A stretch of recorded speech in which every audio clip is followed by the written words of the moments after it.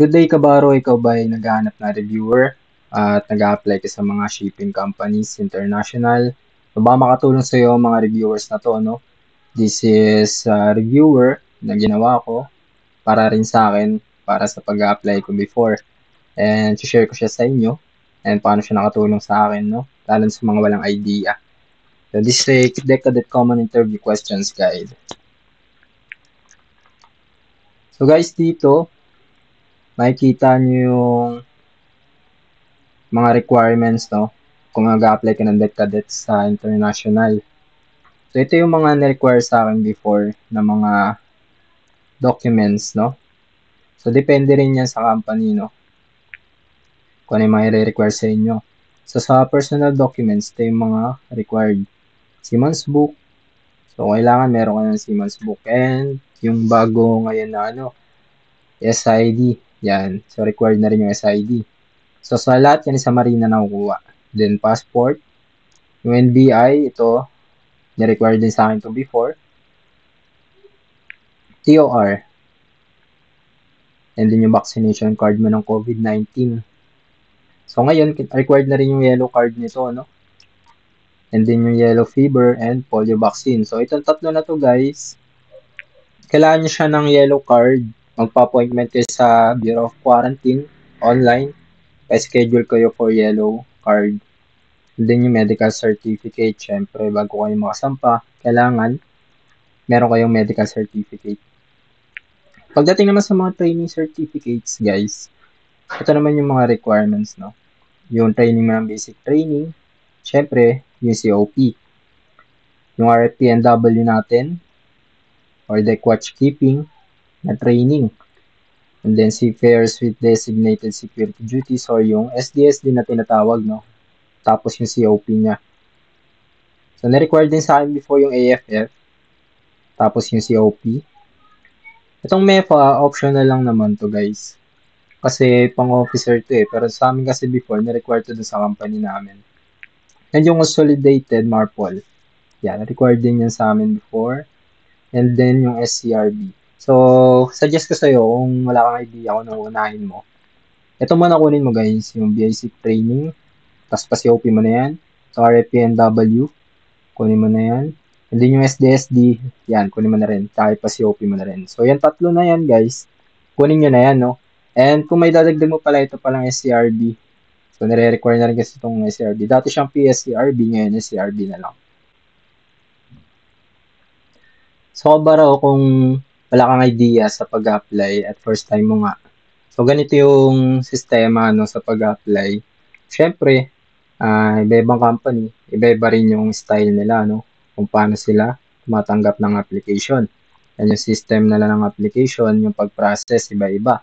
So, sa experience ko, halos ganito yung kanilang pag-process. No? Sa una, yung evaluation nila, exam. Pa-examine kanila, no? Ito yung exam like SES, Set 6000, Marlins English, or Maritime English.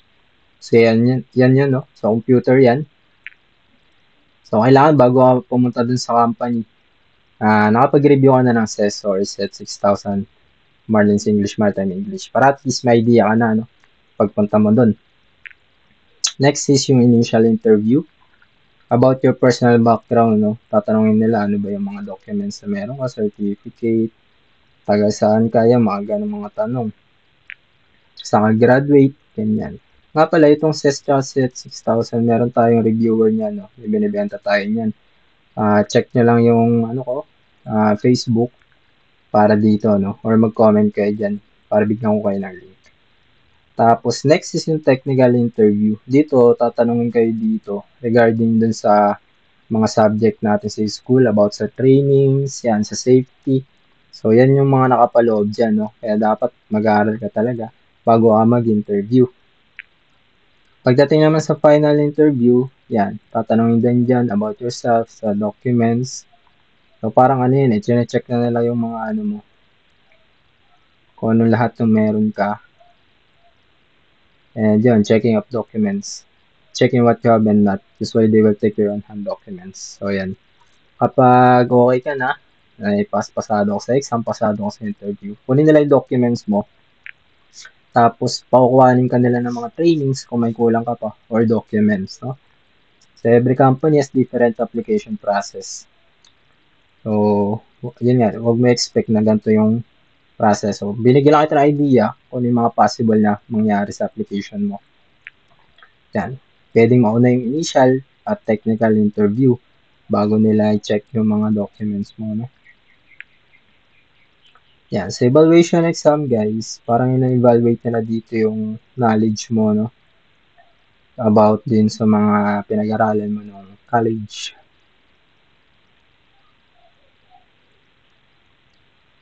So, meron tayong set 6,000 in CES dito, no? Sorry. Sa evaluation exam, guys, parang meron silang computer exam dito, yung CES and set 6,000. So, ito yung mga scope niyan, guys.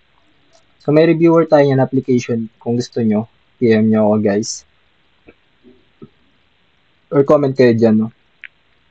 So, yan yung mga related subjects. Navigation, call regs, seamanship, parts of ships. Yan. Meron tayong Marlins test. Yan. Yan yung mga sa Marlins, sa Maritime English. Ganito yung mga exam. About dyan, no? Pagdating naman sa initial interview questions, ganito yung mga tanong usually. Tell me something about yourself, weaknesses and strength. Where do you see yourself 10 years from now? Yeah. So, mag-construct ka na lang ng sarili mong sagot, no? Sa paragraph regarding sa mga question na yan. And then yung technical interview questions, dito tinatanong yung mga knowledge mo regarding sa mga subjects sa school natin. Like yan. What is navigation? So, explain mo what is navigation. What is latitude? Meaning ng latitude. What is longitude? What is Rule 5? So, how many rules in call reg? Collision regulation. So, yan yung mga scope na pwede mong aralin na based sa experience ko is mga naitanong sa akin, no? Tapos sa seamanship. What is seamanship? Yung parts ng barko, duties and responsibilities ng mga ranks. Yan, ito, ship draft reading. Usually, tatanong to sa'yo guys. The drawing yung mag-interview. Tapos tatanungin niya anong draft dito. So, dito, kuha ka lang ng mga idea. Yung draft, flashing materials, anong mga tsura nun. Tools, squat effect. Dito sa squat effect, tinanong tayo dyan. No? Kung yung squat effect, not tying. Yan. Safety management naman. What is safety management code? Safety practices. Yan. Research nyo yan guys. Kung wala kayong idea, gawa kayo ng reviewer. Mag-notes kayo, no?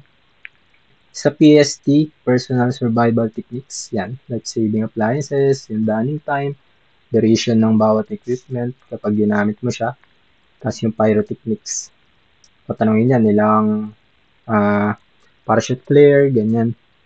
Hand flares sa barko. Yan. Marpol, yung mga annexes natin. At sa Annex 1, 2, 3, 4, 5, 6, 7. Ano yung mga special areas natin. Color coding ng garbage. Categories ng XYZ. Harmful substances. Yan. Reviewin yan guys, no?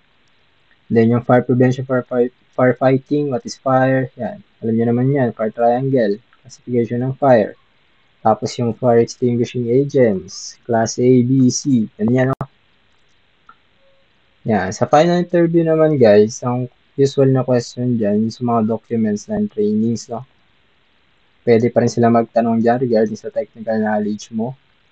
And syempre, try nyo sumagot in English, no?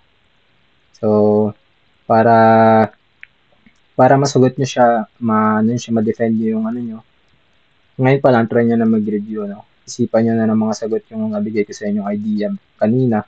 Para at least pagka nandun ka na sa position na yun, hindi ka na mahihirapan na sumagot sa mga tanong. And syempre, think about the questions, analyze before you speak.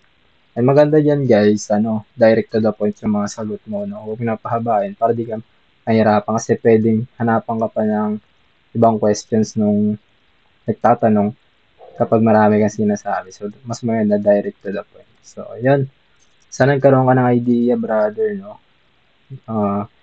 Kung meron ka mga katanungan, mag-comment ka lang dyan, no? At kung gusto mo mag-avail ng ating reviewer, Madami tayo dito. Meron din tayong SES na binibenta. Mga applications na pwede mong ma-download, install sa inyong mga Android phone, no? Pwede rin to sa desktop. So, mag-message lang kayo or mag-comment kung interested kayo, no? So, sa lahat ng mga Deck Cadet, ordinary seaman na nagharap na reviewers, kahit sa engine cadets, and ratings. So, comment lang kayo, no, for more details. So, thank you sa panonood. Thank you and God bless.